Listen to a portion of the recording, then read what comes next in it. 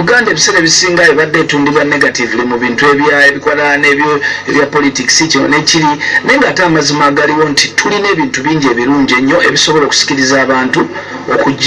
okujja okulambula Uganda ekisookera ddala n'okusikiriza bannayuganda bennyini okwongera okwagala Uganda yaabwe. Amanya endowooza bamuta MCSMX representing straight out SMX media mawulire ga ssanyu nnyo eri ga government family ng'eno kyekibiina ky'abantu abasinga okwagala Bebe Cool n'era eri Bebe Cool ng'omuntu okubeera nga yagudde mu bintu kinene ekifo Bebe Cool kye bamuwadde ekifo ky'amaanyi era kizze kibeeramu abantu bangi ab'enjawulo. Kino ekifo mwalimuko omukyala amanyikiddwa obulungi nga Zari Hassan nera Zari Hassan yagezaako nnyo okubeera ng'atambuza kinene ekifo bulungi nnyo ekinene ekifo neera kyekimu ekyatumbuula ba Miss Kavyo okubeera ng'ajja. Minisita Kiwanda avuddeyo n'abeera ng'alonda Bebe Cool okubeera nga ye ambassador wa tourism waneno mu Uganda. Tourism and travel munnange wano mu Uganda ekifo nga wenkugambe kize kibeeramu abantu bangi ab'enjawulo naye yasinga okubeera ng'akitumbuula oba n'akiwanikako ewaggulu mu bbanga ye Zari Hassan yajja waneyo ne babeera nga balambula. Kati mu kulonda Bebe Cool omulundi guno eno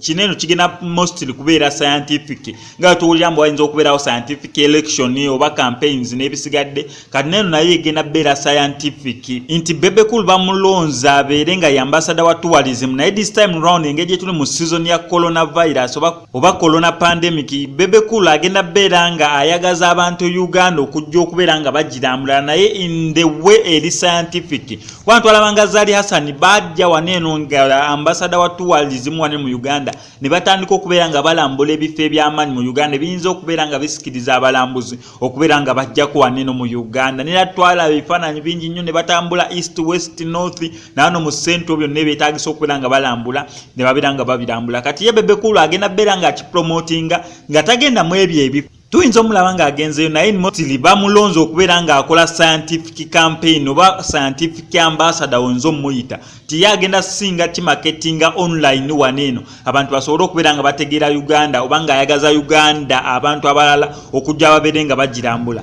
Munnange guno omulimu tegujjirako bwereere mbu just beera nawobeera. Eno ministry ya tourism ekulira Mwami Kiwanda egirako akasente we bakulonda okubeera ambassador oba brand ambassador nga Bebe Cool bamulonze kujjirako akasente. Zari Hassan akakasente yakawuuta n'abantu bangi bazze bakawuuta ab'enjawulo ba Miss Uganda ab'enjawulo bazze babateekamu ekyo ekifo okubeera nga bamarketinga Uganda oba okujjagaza abantu babeere nga bajja bagirambu nga era Bebe Cool naye we bamulonze okubeera nga beera ambassador wa tourism waneno mu Uganda nera nga asuubira agenda beera nga afuna akasente akawera. Katulabe Bebe Cool byayogedde na ambitions za settings okubeera nga asula Uganda waggulu nga aliwamu ne Minisita Kiwanda nenga sinabeera nga mbikuteerako kankusaba mbi subscribing wano ku SMX media oleme kumisinga story nungi nga zineeno byeno story ya Bebe Cool nga bamufuula ambassador wa tourism waneno mu Uganda.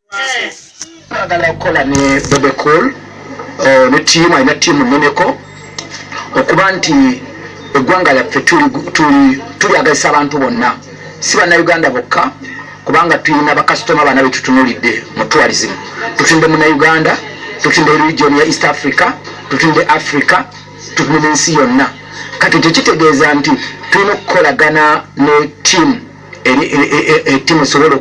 okukwata Uganda yaffe eno mu digital. Uganda ebiseera ebisinga ebadde etundibwa negatively mu bintu ebikwatana n'ebya politics kino nekiri naye ng'ate amazima agaliwo nti tulina ebintu bingi ebirungi ennyo ebisobola okusikiriza abantu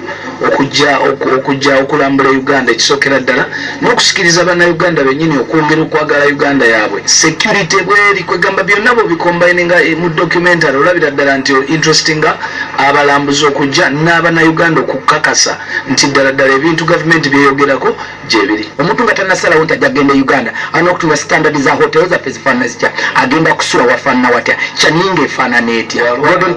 bw'alwala bamutwala waliwo eddwaliro enguudo zitambula bulungi waliwo ambulances. So we're working with this team okuba nti byonna tugenda kubishokesinga during and even after COVID. Amanya ndowooza nsigadde nze mu SMX representing straight out SMX media obeera yagadde story yange gyenkoze kankusaba mbi subscribing o liking ate commenting mu SMX I sign out.